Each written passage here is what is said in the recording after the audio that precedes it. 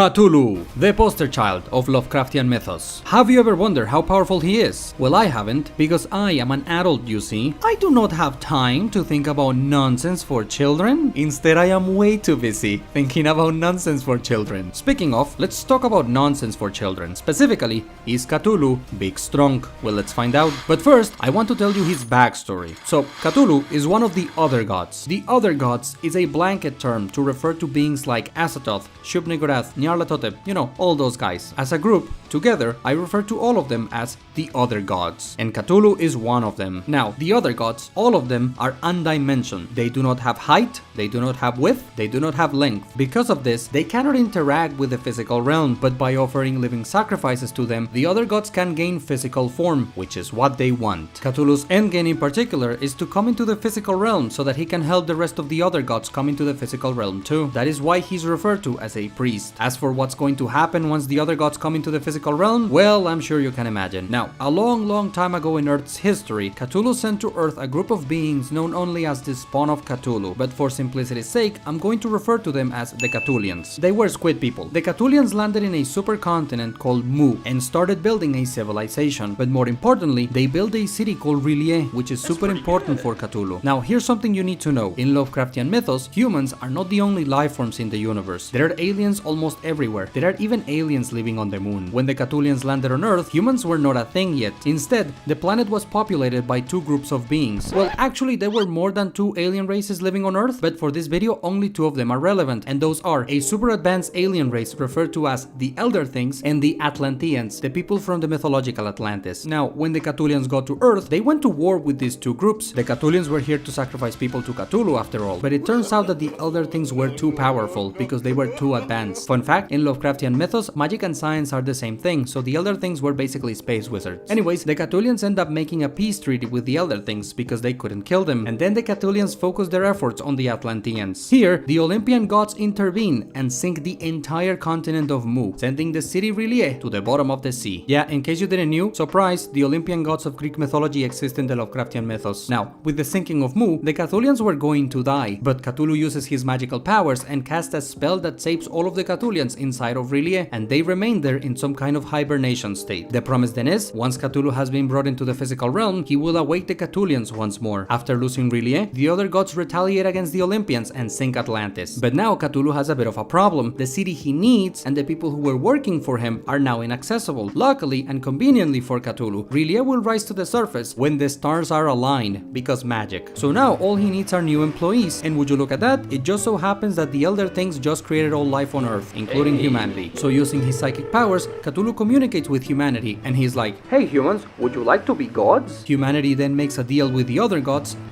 grant humanity godlike power, and in return, all humanity needs to do is perform living sacrifices to the other gods a couple of times a year, and when R'lyeh rises to the surface, humanity just has to ramp up the sacrifices. Then Cthulhu's gonna walk on Earth, and everything is going to go according to plan. And then the Call of Cthulhu happens, and Cthulhu loses to a boat. Let's talk about his powers now. So, Cthulhu actually has very few feats of his own. Most of it is pure scaling, meaning we compare him with other characters and assume he should be capable of doing similar things, but Cthulhu himself does very little. Luckily, two of the things he does are actually very impressive, but let's go over the tame stuff first. For starters, he's enormous. Cthulhu is described as being miles high and a literal walking mountain. For reference, that would make him bigger than the Godzilla from the movies. Also, he can regenerate, and presumably he can manipulate the weather. This can be backed up through scaling, we'll talk about it later. Lastly, some people claim Cthulhu has some kind of omniscience because of this one line from the Call of Cthulhu. Personally, I disagree, but I have seen people claim this. You can read the excerpt for yourself and make up your own mind. Alright, those are all his low tier feats. Now let's get into the impressive stuff he has done. In the Lovecraftian mythos, there are many points of existence where higher planes of reality and the physical realm connect, and in those intersections, you can literally walk from the physical realm to a higher plane of reality, or vice versa. Now, Cthulhu does not actually live at the bottom of the ocean. He exists in what Lovecraft sometimes called the outside, or the void. Cthulhu does not live in R'lyeh. He uses R'lyeh as a portal to descend from the outside and step into the physical realm. That's what R'lyeh is for, but what's crazy is that from the void, Cthulhu can cast his magical spells and use his psychic powers. For you to properly understand why this is insane, you need to understand how big the universe of Lovecraft is. So, let's start at the bottom. First, we have the physical realm. This is the universe as you and I know it, except that Lovecraft's universe is minimum bajillions of years old and it's infinite in size, but it is 3-dimensional. dimensional. Now, dimensionality is something that I will probably mention a couple more times throughout this video, so just so you know, whenever I talk about dimensions, I'm talking about spatial dimensions. Width, height, length, that kind of stuff. So, the physical realm is infinite in size, bajillions of years old, and three-dimensional. Above the physical realm, there's what's called the dreamlands. This is a more spiritual higher plane of existence that is already beyond time, also infinite in size, and it has an infinite amount of dimensions. Yeah, it has width, height, length, and then an infinite more. What does that even look like? I don't know. Now, in the dreamlands, one can create their own realms that can also be infinite in size. And as it turns out, every being on Earth that can enter the dreamlands is only actually accessing the dreamlands of Earth. As I explained before, the three-dimensional realm is infinite in size and it's full of life everywhere. Every single alien civilization out there has the potential to access the dreamlands of their planets. Each of these dreamlands is as big as the dreamlands of Earth, and everything I have explained to you so far comes together to form a single universe. This is what a universe in Lovecraftian mythos is like, and there is an infinite amount of these universes. And if you were to compare a single universe with the entire structure, that universe would be an atom in size. But we are not done, because beyond all of this is what Lovecraft called the ultimate gate. This is actually Yog-Sothoth itself, and then past this gate, at the center of all creation, is the void. And here is where all of the other gods live, and then at the very center of this void is Azathoth. Now, it is from this void that Cthulhu is sending his psychic powers and magical spells. From here, all the way down to planet Earth. The fact that Cthulhu's powers can reach this far is insane. Compared with Cthulhu, characters with psychic powers like Charles Xavier would be a literal speck of dust. And these are the things he has done. Now let's go over the things he should be capable of doing. First, there are these beings called the Deep Ones, and they worship Cthulhu. The other gods always trade power in exchange for sacrifices. That is the modus operandi of the other gods. A single Deep One can conjure a storm, and it is believed that all of them together can destroy the Earth. The Deep Ones get their powers from Cthulhu. Cthulhu should be capable of doing these things. Next, there's this lesser deity called Bokrug, and he can turn people into amphibian creatures. Cthulhu is ranked higher than Bokrug. Cthulhu is a much more important deity. You could argue ranking higher in the divine hierarchy equals being more powerful, and also you can argue that stronger deities can do anything weaker deities can, which would mean Cthulhu can also make you change races. Next, in Lovecraftian mythos, necromancy is a power that in general is associated with the Necronomicon and the other gods. You could argue Cthulhu can raise the dead. This can be backed up by the fact Cthulhu plans on awakening the Cthulhians once he comes into the physical realm. Moving on, there are these creatures called the Migo. They are lackeys of the other gods. They were sent from the void, and with their wings they can fly at faster than light speeds and time travel through sheer speed alone. Once again, the Migo work for the other gods. The other gods gave them this power. One could argue Cthulhu should be capable of moving this fast as well. Moving on, the Mayan gods exist in Lovecraftian mythos, and in fact the Mayan gods come from the void. The Mayan gods are part of the other gods. There's a man named Arthur Feldon, and he creates a device that he is confident will allow him to surpass the Mayan gods, and even then he acts humble when talking about Cthulhu. You can use this to argue Cthulhu is more powerful than the Mayan gods. Next, there's this planet called Yugoth. It's actually just Pluto. In Lovecraftian mythos, Pluto is called Yugoth. The planet is an outpost used by the other gods, and there's this thing called Gathanotoa. Gathanotoa is said to come from Yugoth, so it actually comes from the void, and Gathanotoa has the power to petrify you with its eyes. In addition, in the Necronomicon, there is also a spell that also lets you petrify people. We can use all of this to argue Cthulhu also has petrification powers. Lastly, there's this alien race called the Kanyanians. They come from Yugoth. They worship Cthulhu and were sent to Earth by Cthulhu, and the Kanyanians have the power to disassemble and reassemble matter. So Cthulhu should have that power too. Alright, that covers all the low-level scaling, so now we can talk about the really powerful stuff. So, remember when I said that the other gods gave humanity godlike powers? Well, let's expand on that a little bit. See, the other gods were not lying. They really did give humanity godlike power. It's just that humanity eventually forgets how to access this power, which, hey, that wasn't part of the deal. The other gods did give humanity what was promised. If humans forgot, that's too bad. But the art is not completely lost. Some humans can still tap into this power. It has to do with the pineal gland, a small part in the brain of the humans in Lovecraftian mythos. When stimulated, the pineal gland allows some humans in the Lovecraftian mythos to enter a higher state of being and gain godlike power. However, not every human can do this. Only creative type people have a chance at tapping into this power. I'm talking painters, writers, musicians, those kinds of people. And even creative types struggle to tap into this power. Most of them need to use some kind of drug to get their minds in the right place. And the older a human in the Lovecraftian mythos gets, the more difficult it is for them to tap into this power, until eventually they reach a point where they cannot do it anymore. Now, of course, the allegory of all of this is not lost on me. This is as subtle as a hammer to the face. I'm just sharing it with you because I thought you were going to find it interesting. But now let's get back on topic and talk about what humans in the Lovecraftian mythos can do with this power. From here on, we're going to refer to the humans that have accessed this power as dreamers. And here's what a dreamer can can do.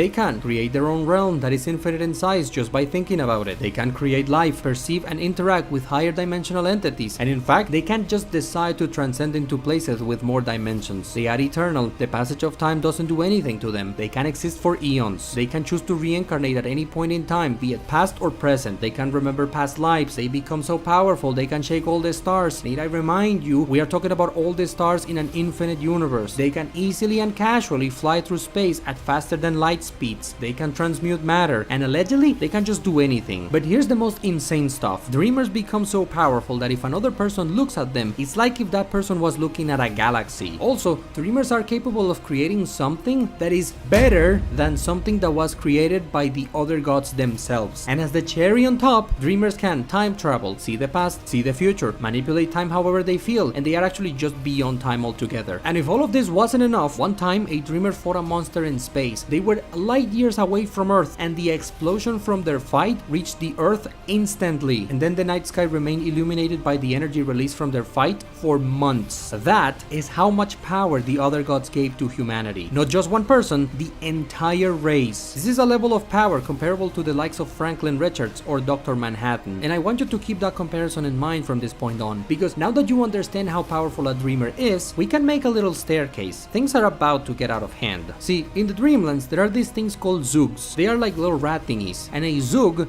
can eat a dreamer like it's nothing. I feel like I need to dwell on this a little bit so that you can properly grasp what I just said. I want you to think about a fictional character with reality warping powers. Any character would do as long as they have this ability. That character just got eaten by a rat. But as we all know, rats have their natural predators. So in the Dreamlands, there are these talking cats, and these cats can eat zoogs like they are nothing. And then there are entities in the Dreamlands that can make these cats afraid. And then there are the gods of Earth, a group of deities that include, but are not limited to, the Olympian gods and the Egyptian pantheon. And the gods of Earth oversee both planet Earth and the Dreamlands of Earth. And then there are the night gods, creatures so powerful that even the gods of Earth are afraid of them. And then, and only then, we have the other gods, of which Cthulhu is part of, who are all so powerful, even the night gods fear them. Do you see the gap between a dreamer and Cthulhu? Honestly, a single talking cat from the Dreamlands could probably solo your favorite fictional verse. Never mind Cthulhu. As we say around these parts, Cthulhu is big Stronk. And I mean like big. With that said, I'm pretty much done. But before I go, I want to talk about the going crazy thing, because we really need to talk about that. See, there's this giant meme surrounding the Lovecraftian mythos where people think that in Lovecraft stories, if you look at the monster, you always instantly go insane. People think that this is a power the other gods have. People are under the misconception that Cthulhu has some kind of passive ability activated at all times that instantly makes you crazy if you look at him. And I'm here to tell you, that's not a thing. Yes, in Lovecraft stories, some people do go crazy when they look at the monster, but some people don't. It all depends on their mental fortitude. If your mind can handle what you're looking at, you won't go insane in the membrane. Some characters have seen Azathoth itself, and they are fine. There is no such thing as an instant makes you crazy ability in Lovecraftian mythos. No one in the mythos has that power. You go crazy if you mentally cannot handle what you're looking at, but the monster itself does not have a passive ability that instantly makes you crazy on sight. I just wanted to hammer that in. Also, just a tiny thing, when it comes to his physical appearance, Cthulhu is said to have green colored fish eyes, 3 of them on each side going by Lovecraft's drawing. And look, I know that anyone is free to depict Cthulhu however they want, and if anyone really cared about accuracy, Lovecraft himself made a drawing of Cthulhu, so anyone could just look at the drawing for inspiration, but I'm just putting that bit of information out there. Alright, with that said, we have reached the end of our journey for today. Join me next time when I talk about another Lovecraftian god? Am I gonna make more of these videos? Who knows? But whatever it is that I make next, I hope you join me once more. Till then, thank you so much for watching, and I will see you next time.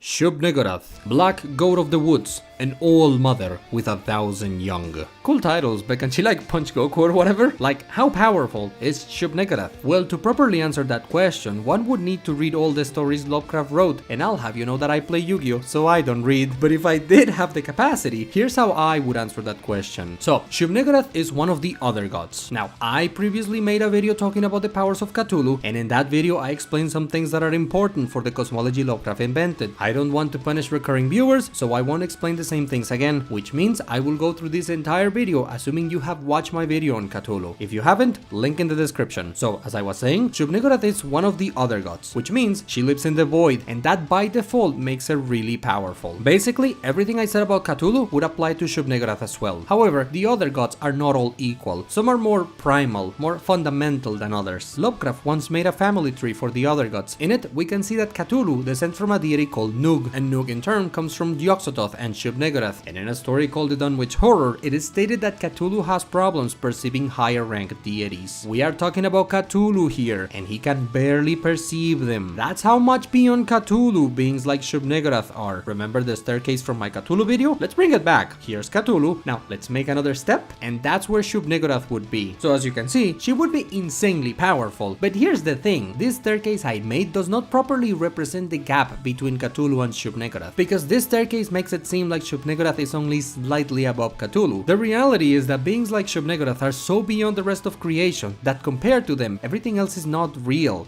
It's fake. An illusion. And a being like Shub-Niggurath can manipulate the whole of creation however she wants. And remember, the cosmology of Lovecraft is insanely massive, and from Shub-Niggurath's perspective, even something as big as this massive cosmology is essentially fictional. So while in this graph I represent Shub-Niggurath as just being slightly above Cthulhu, the reality is that Shub-Niggurath would be so beyond Cthulhu that Cthulhu might as well not exist. And that, my friend, is how powerful Shub-Niggurath is. Well, that was easy, right? So why is there so much video left? Well, here's the thing, Shub-Niggurath is part of the big five from the Lovecraftian mythos. That's 5 names that everyone watching this video has heard of at least once. But unlike the other 4, Shub-Niggurath actually never appears in any of the stories, and in fact, she technically doesn't even have a single line of dialogue. So because there's not much to work with, if you want to talk about her powers, what I told you is basically about as good as it gets. But I didn't want to make a video that was like 2 minutes long, so since you are already here, I decided to make your time worth it and give you some extra information about Shub-Niggurath. The rest of this video does not have to do with her powers, but it'll be interesting, at least I think so anyways. Okay, so let's start with her character motivation. What does she want? What's her goal? Well, actually, we have no idea. See, most of the other gods are very straightforward, and when I say most of them, I don't just mean the big 5. The void is full of these creatures. 5 of them are the most well known, but there's a bunch more, and most of them are very simple to understand. Most of the other gods are mindless. They are incapable of thinking, and they are also hungry, like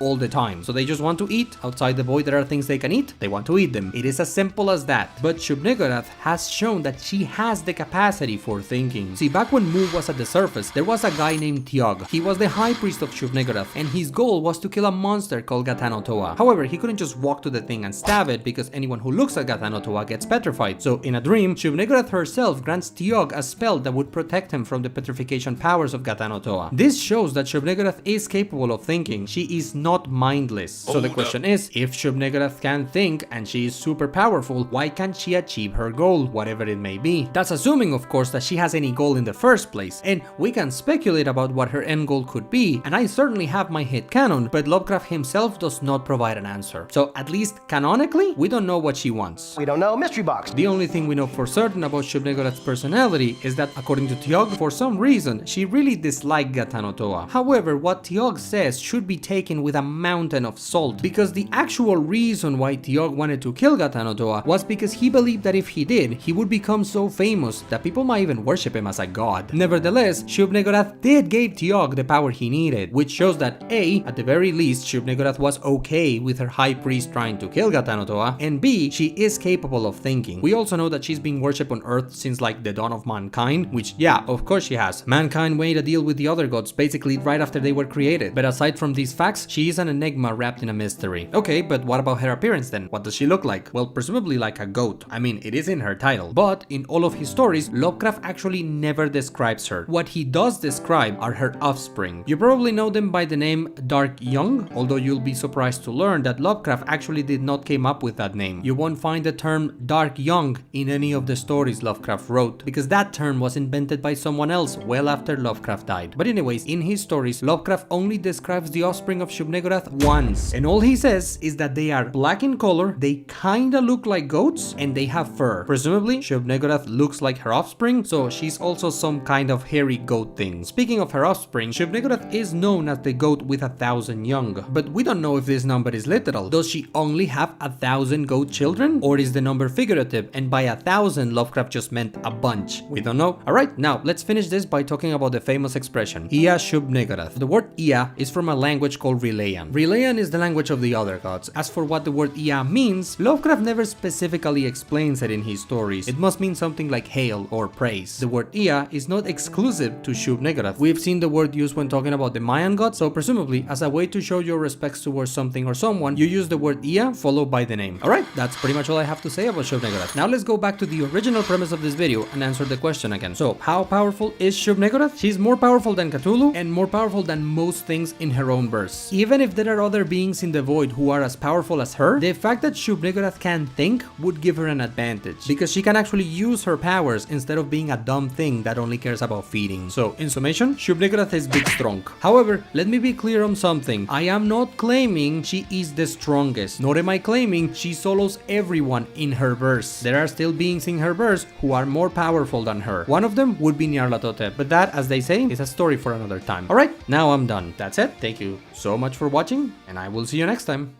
Nyarlathotep, the crawling chaos and soul of Azathoth. But can he beat... Stop it.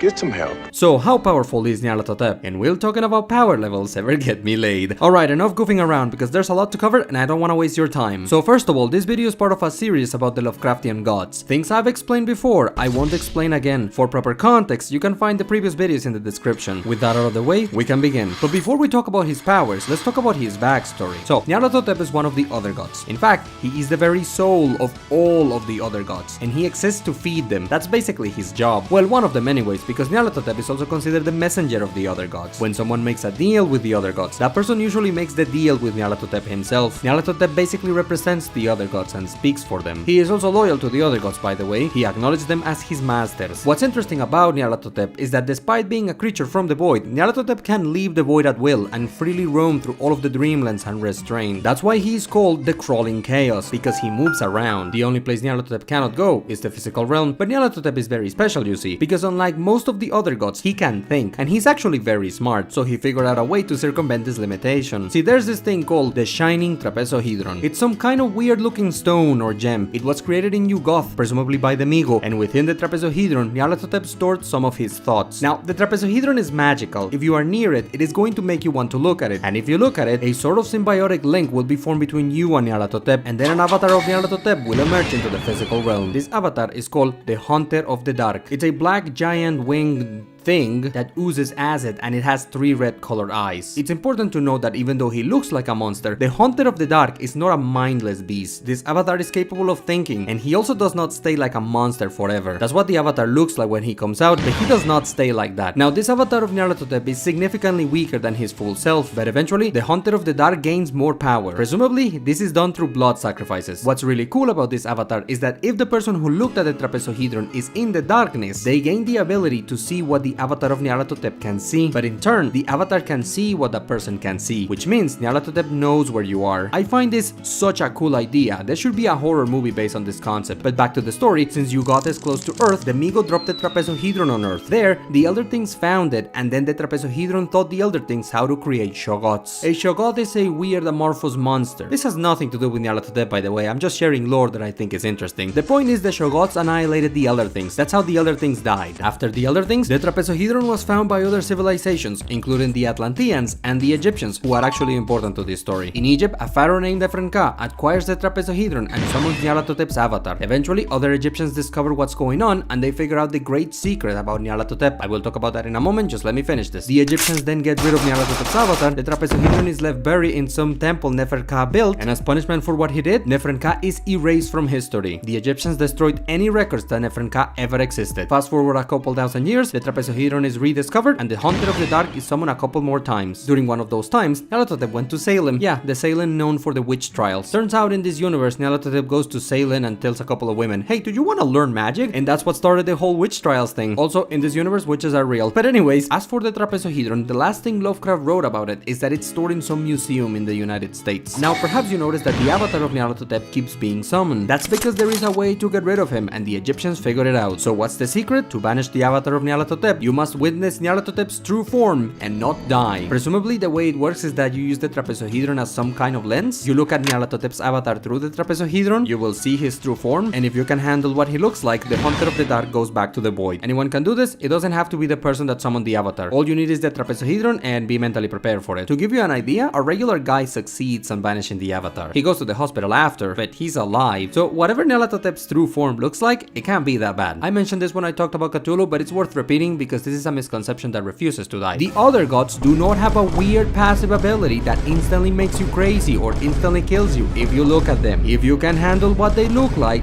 you'll be fine. Well, I mean, if you're in front of them, they're still probably going to eat you, but just looking at them doesn't instantly make everyone go crazy. If you can handle what they look like, you won't go insane in the membrane. Alright, that about does it for his story. Now let's talk about his powers. Starting with his avatar, a freshly summoned Hunter of the Dark is already capable of flying at the speed of a meteor, however fast you think that is. As a passive ability, the Hunter of the Dark gives nightmares to everyone around him. The range of this passive ability is as large as an entire city, and he is also super smart. Remember that in this universe, magic and science are the same thing, so not only could Nyarlathotep bore you to death with super advanced math, but he also knows magic. We don't know exactly what kind of magic, but he taught some witches how to open portals to realms with higher dimensions. At bare minimum, he should have that spell. Also, in universe, some people believe Nyarlathotep's avatar lives at the center of the world. Taken seriously, this would mean Nyarlathotep's avatar can go into the core of the planet and be fine. That would be impressive if we believe it. Lastly, for his avatar, the Hunter of the Dark can, at any moment, go from the physical realm to the void, and he can take other people with him. It'd be a one-way trip because once in the void, the avatar can't go back to the physical realm until someone looks at the trapezohedron again. But once in the physical realm, the avatar can choose to go to the void at will. He can do it once, but he can do it. The question now is, how exactly is he doing this? Because there are two options. Either the avatar is flying to the void or he's teleporting there. And both of those are insane for different reasons. If the avatar of Nyarlathotep is flying from the physical realm to the void, he is performing a feat of speed so insane that it would make the Flash feel inadequate. And if the avatar is teleporting there, then that would mean that at any point he wants, he could instantly teleport you in front of Azathoth. Lovecraft's writing certainly allows for either of these interpretations, so this is a pick your poison kind of deal. Alright, now let's talk about what the full Nyarlathotep can do. First of all, Nyarlathotep is one of the creatures from the void, so basically anything I've said in previous videos will apply to him as well. But on top of all of that, Nyarlathotep has his own things, like for example, Nyarlathotep once bonked Azathoth on the head. Azathoth took no damage, but the mere fact Nyarlathotep can even do this is pretty ridiculous. This might be his craziest feat depending on how you look at it. Also, Nyarlathotep has shown to have the capacity to mind control people. Strangely, this manipulation power only works if you are asleep. However,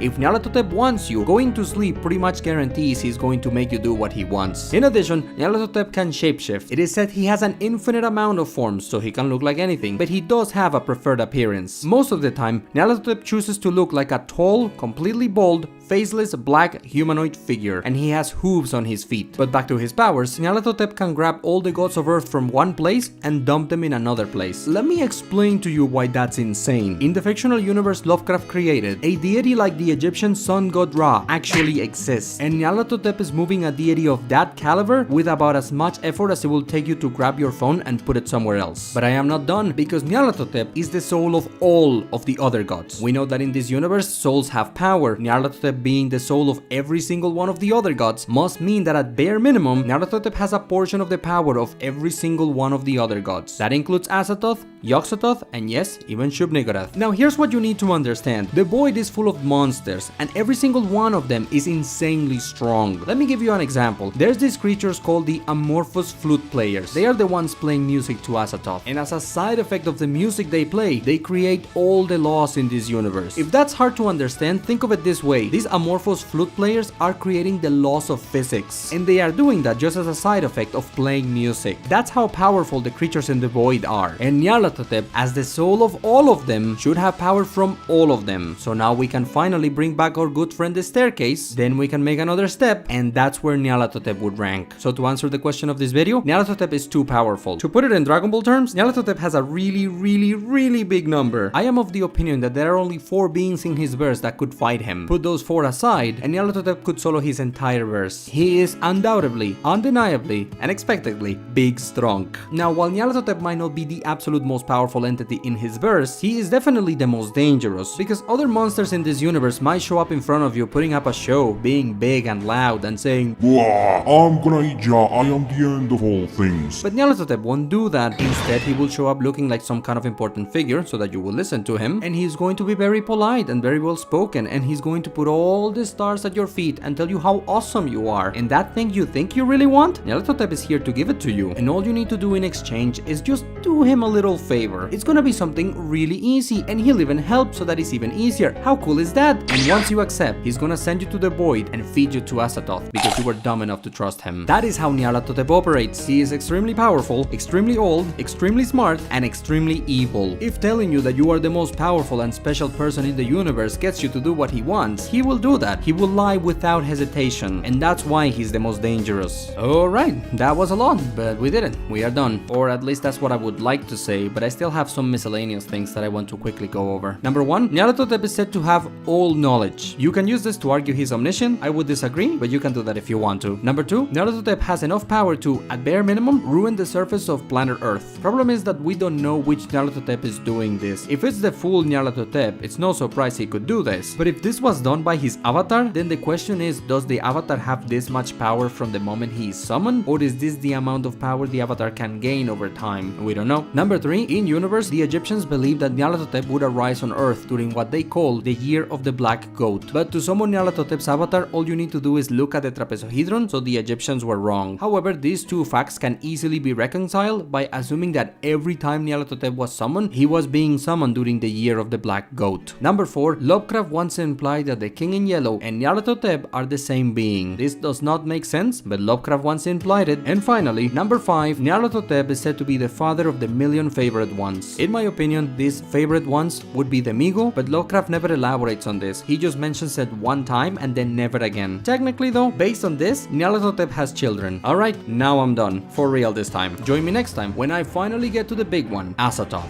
Unless you are watching this video in the future, in which case there's a link to that video in the description already. But for now, I bid you adieu. So, thank you so much for watching, and hopefully, I will see you in the next one. Azathoth. Yeah, but can he beat Goku though? As I was saying, Azathoth, the nuclear chaos, the demon sultan, and the blind idiot god. But is he big strong though? Of course he is, but that is something you and I already know. What we are here to find out is exactly how big his number is. How many Gokus is he worth? But before we talk about that, let me tell you a story. Oh, and by the way, this video is part of a series covering the Lovecraftian gods. I am assuming you have watched my previous videos. If you haven't, links in the description. Alright, story time. So, in the beginning, the other gods were born. How or why they were born, it is said that only Yog-Sothoth knows. The rest of us only know that they were born. Chief among the other gods was Azathoth, who exists at the center of all creation. Now, the other gods hunger incessantly, and since they are mindless, they cannot recognize friend from foe, so they are known to engage in cannibalism, and Azathoth is no exception. But since Azathoth is so much more powerful than the rest of the other gods, it is likely that he could eventually devour all of them if he is left unchecked, and so to prevent this, the amorphous flute players circled around him and began to play a song that would keep him sedated. It then became the job of others, mainly Nyarlathotep, to regularly feed Azathoth, until the day comes when Azathoth has received enough sacrifices that he can step into the physical realm, and then he will have his final banquet. And that's it, that's his story. Now let's talk about why he would take your favorite character's lunch money. So, Azathoth is the strongest of the other gods. In universe, Lovecraft gives him top dog status. Even Nyarlathotep is afraid of him. With this, we can right away bring back our friend the staircase, and Azathoth will go right here. But is that it? it? Is that all Azathoth has to offer? Just a couple of statements? Well, kinda actually. Azathoth is strong because he's said to be strong, but he doesn't really do much. However, there are still some minor things we can go over. For example, in the Dreamlands, there is this mountain called Engranek. At one side of this mountain, there is a valley of infinite size, and the other gods turn it into a sea of lava. This feat is credited to all of the other gods in general, but remember, Azathoth scales above the rest of the other gods, so he, by himself, should be capable of performing something greater than this. In addition, Azathoth is the only of the other gods that has destroyed a planet. This happens far into the future. At this point, humanity has been long gone. The only human alive is a time traveler dreamer. Regular humans living on Earth, there are none. And in fact, if there are any sentient creatures ruling the planet around this time, they are spider people. It is at this point when Nyarlathotep summons Azathoth into the physical realm, and Azathoth one-shots the planet. Unfortunately, we don't know what happens after. Does Azathoth goes around rampaging throughout the physical realm, or does he go back to the void because he didn't have enough gas in the tank to remain physical? We don't know. One thing is for certain, whatever fate awaits the physical realm, mankind won't be there to witness it. Also, since I mentioned the physical realm, let's bring back the map I made because I need to give it a small update. I should have done this since I talked about shop, but it kinda slipped my mind. At this point, we are pretty deep into Lovecraftian lore, so instead of using terms I made up, let's use the terms Lovecraft used. So, the part of the map that I've been calling the physical realm, Lovecraft referred to that as the material sphere. And this part of the map, the multiverse, Lovecraft referred to that as the ordered universe. I know that referring to an entire multiverse as a universe can be confusing, but it is how it works. So let's make those changes real quick, and just so you know, I will use these terms from now on. If I ever talk about this part of the map again, I will call it the material sphere from now on. Hopefully it's not too confusing. Alright, now let's go back to Azathoth one-shotting the Earth, because there's something else I have to say about that. Before Azathoth shows up on Earth, the gods of Earth appear and try to rescue the time-traveling dreamer, but as soon as Azathoth is summoned, the gods of Earth skedaddle, they run away, which shows that the gods of Earth are terrified of Azathoth. Now, going back to the powers of Azathoth, the music used to keep Azathoth asleep is not a joke. Let me give you some sense of scale. Nyarlathotep owns...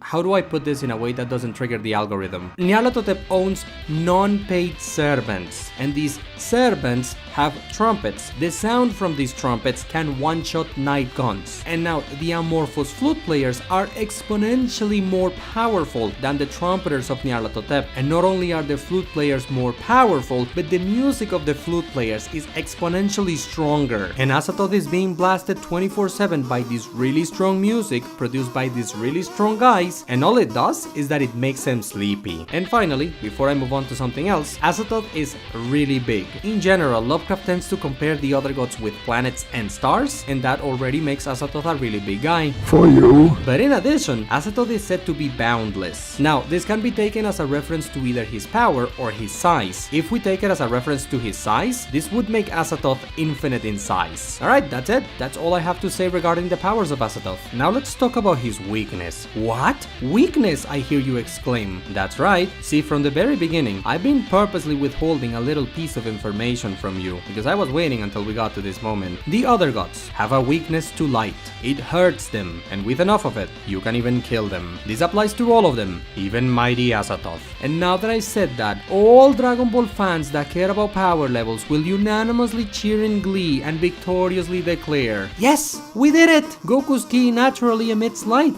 Goku would be walking kryptonite for the other gods. All Goku would have to do is just turn Super Saiyan, and all of the other gods would be atomized because Goku has a really big number. And to anyone who thinks that, no. Alright, now we can move on to the miscellaneous section. These are things that kinda have to do with Azathoth, but have nothing to do with his powers. Number 1, Azathoth is actually not called Azathoth. In universe, the guy who wrote the Necronomicon called this entity Azathoth just to give it a name, but that is not his real name, and it is actually said that no one dares to say the real name of Azathoth. Number 2, Lovecraft played with the idea that if you are aware of the other gods, they in turn become aware of you. That is a really cool idea, and it's the closest this setting gets to even being remotely spooky, but Lovecraft didn't fully commit to this premise. Even then, this mechanic should technically still apply. Number 3, Azathoth can speak, although it is said that he doesn't understand what he's saying. He is actually not the only one who does this. There is this creature called Orn. It can be argued this creature comes from the void, and although Orn can speak, he is actually just repeating what other people tell him to in exchange for food. The point I'm trying to make here is that even though Azathoth can talk, that does not mean he can think. Number 4, regarding his physical appearance, Azathoth is said to be amorphous, but he must have at least one mouth and one head. Number 5, the other gods. All of them in general, they all smell really bad. In fact, that's how you can tell they are nearby, because apparently they all smell disgusting. Number 6, dogs absolutely hate the creatures from the void. In one story, one of the Migo lands on the roof of a house, and then a dog jumps on the roof of the house just so that it can attack this thing. Dogs go ballistic when they feel a creature from the void nearby. As for why this happens, unfortunately Lovecraft never explains it. Number 7, the music used to make Azathoth fall asleep is said to be older than the other gods themselves. And finally, number 8, the other gods used to gather in 2 specific locations. One of them was a mountain called Hatekla, and the other gods used to go there to dance. Yeah, I bet you didn't expect to learn about Azathoth's love for dancing when you click on this video now, did you? And that's it. That is absolutely everything I have to say regarding Azathoth. So now, we can finally address the eternal meme. Let's talk about the nonsensical notion that Azathoth dreams reality. A lot of people say this. I am here to inform you that this is not true. Lovecraft wrote almost 100 stories, and there isn't a single mention about Azathoth dreaming reality. You will not find a single line of text written by Lovecraft that states Azathoth dreams reality. If you ever see somebody saying that Azathoth dreams reality, please correct them. Please inform them that this is not true, and tell them that they can look it up for themselves. Alright, that would do it. We covered the big one. So that's it, right? We covered all of the Lovecraftian gods, we learned some stuff along the way, and now we can all go home and continue with our lives, right? Well, we still haven't talked about Yog-Sothoth. Does that mean that Yog-Sothoth is stronger than Azathoth? And to find the answer to that question, you will have to tune in next time on Dragon Ball Z. But the answer is yes, Yog-Sothoth is the strongest. Alright, see you on that video. Bye!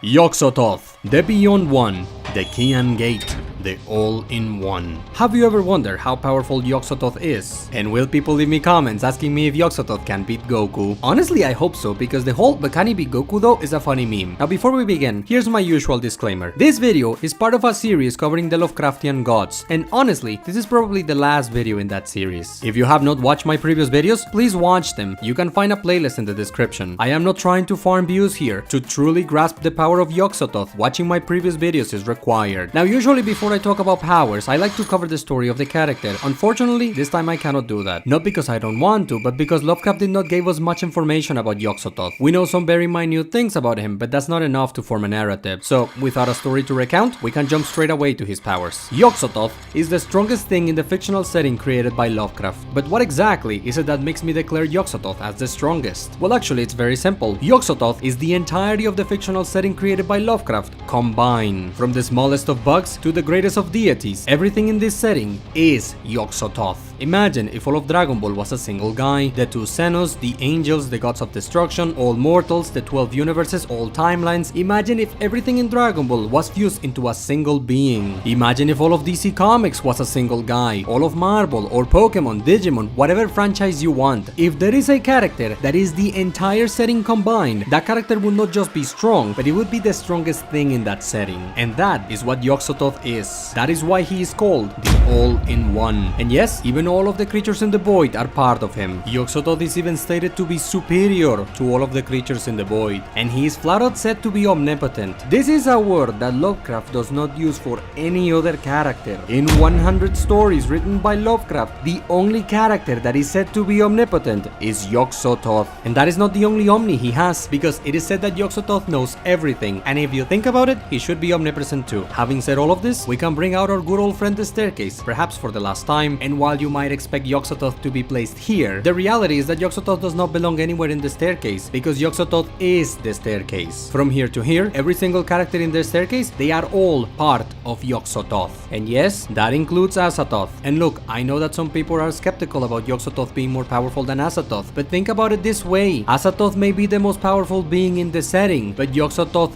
is the setting. Everything is part of Yog-Sothoth, including Azathoth. And that's really it for Yog-Sothoth. We just covered the reason why he's the strongest in the verse, but there is still some very minor powers we can talk about. Honestly, doing this is a waste of time. Yog-Sothoth is the entire setting. If a character in this setting can do something, Yog-Sothoth can do it too. But I like giving as much information as I can, so here are some very minor things Yog-Sothoth can do. Yog-Sothoth can take on avatar forms and enter the material sphere at will. Presumably using one of these avatars is how Yog-Sothoth impregnates a female single human and has a son. Speaking of, this son of Yog-Sothoth is said to be immune to fire, so Yog-Sothoth should be as well. In addition, from Yog-Sothoth's perspective, a dreamer is insignificant, and the gods of Earth Yog-Sothoth considers small too. And lastly, Yog-Sothoth is very smart and capable of conversing with you. And that is it. Like I said, these are all very tiny things, but I like giving as much information as I can. Now, the video is not done. I still have things to say about Yog-Sothoth, but the rest of this video does not have to do with his powers. That said, let's continue and bring up the map I made. You see, between the ordered universe and the void, there is this thing called the ultimate gate. But what my map does not show is that between the ultimate gate and the ordered universe, there is a bunch more gates. To be precise, there is an infinite amount. When I first made this map, I purposely did not include this because I thought it would make things too convoluted, and my goal with this map was to represent the cosmology in the most simple way possible. Now, all of these gates, which Lovecraft called gates of slumber, are higher planes of existence, each transcendental to the previous one. And beyond all of these gates, as the name suggests, you find the ultimate gate. It is in the ultimate gate where Yog-Sothoth lives. In fact, the ultimate gate is Yog-Sothoth. You can think of the ultimate gate as Yog-Sothoth's body. What's really interesting is that the ultimate gate is pure light. Evil light, because Yog-Sothoth is evil, but light nonetheless, and the creatures in the void are weak to light. So it is actually Yog-Sothoth. It is actually the ultimate gate that prevents the creatures in the void from leaking into the ordered universe. That is why Yog-Sothoth is said to be the guardian and the gate. The question is, why is Yog-Sothoth doing this? He is clearly evil. What does he care about the ordered universe? In fact, why doesn't he destroy the ordered universe himself? And since we are asking questions, it is said that Yog-Sothoth feeds you to the creatures in the void if you seek him out. But why does he do this? Why does he bother feeding these creatures? All of these are good questions. Unfortunately, Lovecraft does not provide an answer to any of them. That does not mean we cannot come up with our own explanations, and you better believe I have my own headcanon. But officially, we do not know why Yog-Sothoth does the things he does. We also don't know anything about his birth. Lovecraft tells us that Yog-Sothoth knows when the creatures of the void were born. But does Yog-Sothoth know that because he's omniscient? Or does he know that because he was there to witness it and therefore he is older than the other gods? Which, by the way, the creatures of the void are older than time itself. Is Yog-Sothoth older than the other gods? We don't know. Alright, enough asking questions. Let's do the miscellaneous section. Here are some little bits of information that have to do with Yog-Sothoth. For starters, Yog-Sothoth's true name is not Yog-Sothoth. He is known by other names like Yog-Sothotha and the Beyond One. But in universe, the people of Earth know him by the name Yog-Sothoth. Speaking of Earth, in this verse, there are people on Earth who legitimately worship Yog-Sothoth. Moving on to his appearance, Yog-Sothoth is said to look like orbs of light, but this is an in-universe artistic representation. His actual appearance is just light. Alright, that would pretty much do it. This would be a great point to end the video, but I want to address the supreme archetype nonsense. I don't know who started this, but I see it every now and then. For some reason, some people claim that in the fictional setting created by Lovecraft, there is this super special secret character called the supreme archetype, and they claim that this character is more powerful than Yog-Sothoth and Azathoth combined, and they also say that this supreme archetype is actually the quote-unquote final boss of this verse. I don't know where people get this, but it's clearly a widespread enough misconception that I've seen it being mentioned a couple of times. Look, anyone who says this either has never read through the gates of the Silver Key or severely lacks reading comprehension. No offense. In case you need to hear this, the supreme archetype is Yog-Sothoth. The supreme archetype is not a separate character. Alright, that does it for Yog-Sothoth. And that does it for this verse in general. I covered the big five. Those are the ones most people care about, so we are done. Now, could I make videos on other minor things? Of course. Am I going to do it? Probably not. So let's close this with some final thoughts. First, to answer the question of this video, Yog-Sothoth has all the Stronks. Be it the big ones or the small ones, he has all the Stronks. As for the Lovecraftian gods in general, the other gods are very powerful. It does not surprise me that a lot of people think that the Lovecraftian gods are the strongest characters in fiction. They are not, by the way, but I understand why a lot of people think they are. Just a dreamer would be incredibly strong in any other fictional setting. You drop a dreamer in almost any other verse, and the dreamer either automatically becomes the strongest thing in that verse or in the top 10. And a dreamer is laughably insignificant compared with the other gods. So I understand why so many people think the Lovecraftian gods are the strongest in fiction. Again,